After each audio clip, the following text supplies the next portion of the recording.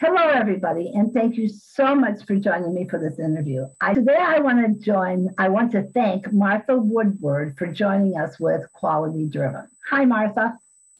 Hi. Hi, Sharon. Martha and I have just been chatting. We go back a very long ways.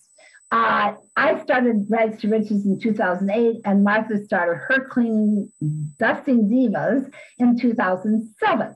And she was one of the first people that I worked with as far as this industry. So it is so great as her mother.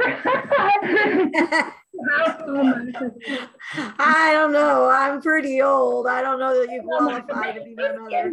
Let's stay in this industry because Martha came to my seminar in Tulsa, and now I'm going to go to Martha's seminar. So, I mean, it really is amazing what has happened. It's just, I'm very proud of you, Martha.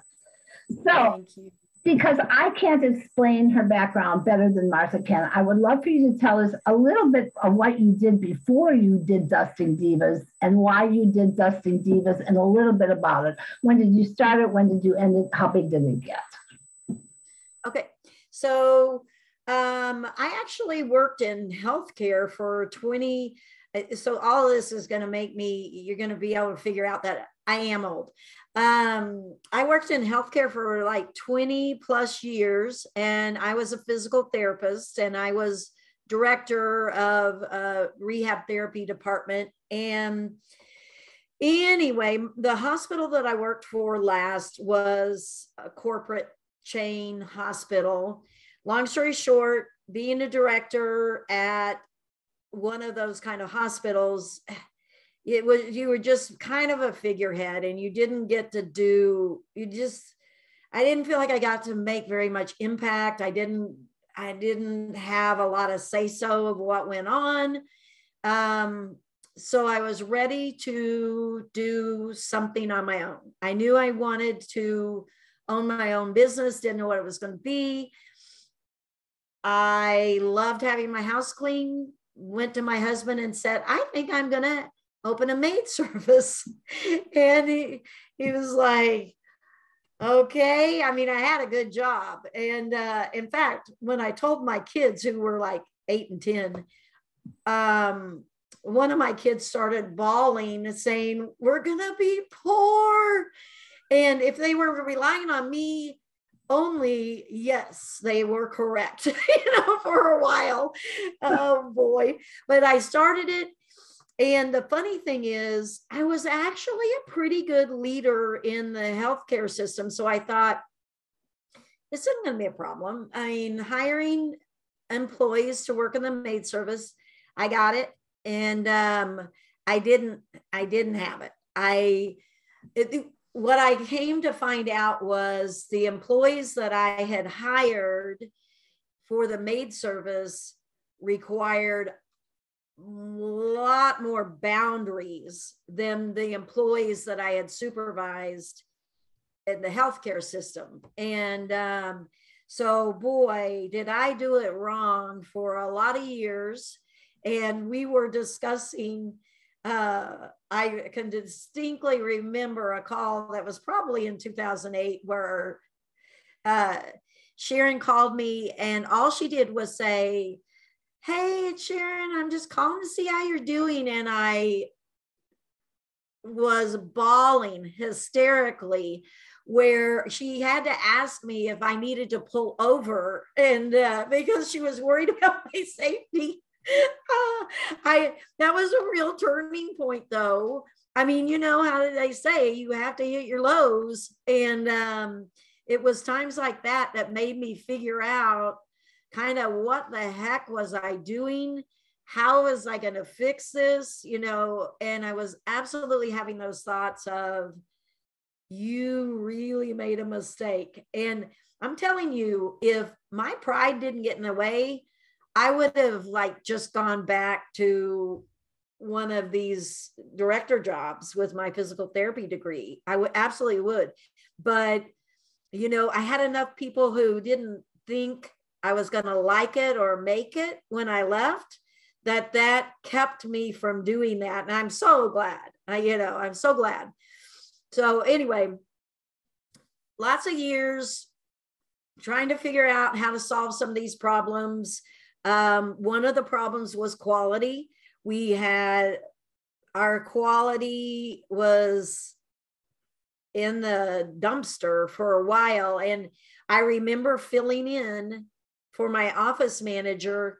And I remember distinctly, like if caller ID said a current client, oh my gosh, I did not want to answer that call. I mean, that's how bad our quality was. And like I would send people out the door in kind of a, okay, I hope everything goes okay. And so I figured out where to start, at least on fixing the problems. I was brave enough to figure out that I have to get some metrics on it, like how bad is it?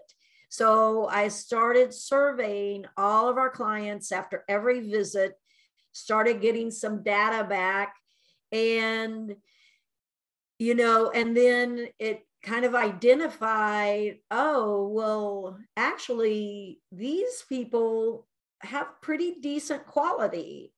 Actually, the problem is, these people, and I had a feeling about that, but when you don't have data, you don't know.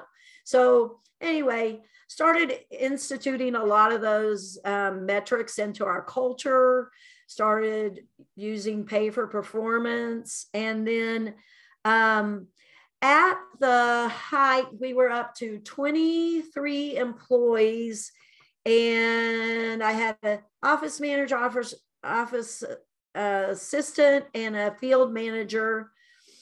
But what happened, to be quite honest, and I'm very transparent, is in about 2016, my shift started going towards quality driven. That's when we were developing it. That's when I could see that that's kind of where I wanted to go. And quite frankly, I just took my eye off the ball, and I knew I was. I mean, and each year it became a little more apparent that that was the last of my priorities. And so at the very end of 2021, I just closed it. I had it all ready to sell. I had a write-up. I was working with a coach. I got it. And then if you know me at all, I hate a hassle. And I had heard so many stories about the sales process and the back and forth and the back and forth. And I was on vacation. I was thinking about, what am I going to do about this? I was dreading it so, and I decided, you know what? The fiscal year is about to end. I'm calling it. That's what I did. I'm not recommending that. I'm not recommending that to any of your listeners. But for me, I was carrying so much guilt because I knew if I would just put 10 or 15 hours a week into the maid service, that I could, it wasn't a problem with leads. We had lots of leads, but I needed to spend time on recruiting. Our culture was actually pretty decent considering the hour or two a week I put into it. And we, at this point, had nobody in, everybody was remote in management. Everybody was remote. I lived 100 miles away. My office manager lived states away, and et cetera. So anyway, that's my journey, and it's been an interesting one. But I always say the maid service was so good to me because I learned so much. And even if I ended up not selling it, I learned so much, and I just really feel like the knowledge I got out of it was my sales price, So there I am. The clients, what happened to the clients? So actually I ended up kind of giving it to my employees, and I met with them. Unfortunately, it was at our Christmas dinner. And I let them know, because I didn't, this is nothing you can share over like a Zoom call or text or anything like that, or Slack. So I knew when I was meeting with them, I had made the decision. And so anyway, we had our Christmas dinner and I told them I was closing. And so what I did was I said, I want you to think about it. And if you want to continue cleaning on your own, you will have my blessing, because it's not like you'd be stealing from me, in the company. And my staff, they had averaged over 4 years with me. So my staff had been there a long time, and they already had a relationship with the client, blah, blah, blah, blah, blah.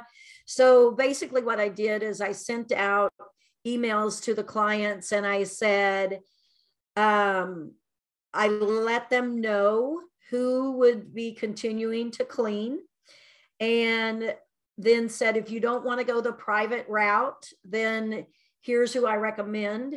So like my competitors that I was friendly with, I mean, they kind of got a free list, but I honestly, I was checked out. I was done. And so I ended up being able to feel like I did the best thing I could for the clients, and I did the best thing that I could for the employees, and no guilt. So I absolutely had no guilt. And I was so glad to shed that guilt, because I really did. I really love my employees, and I did feel like I was letting them down. The interesting part was when I did tell them, I felt like I was letting my clients down too. And it was so interesting to see that the clients were like, oh my gosh, you're the best service we've ever had. And, the employees were, this is the best place I've ever worked. So that was good to hear, but I'm like, too late, I'm done. But it was good to know that I was internalizing, I was probably way harder on myself than they were, for sure. So anyway.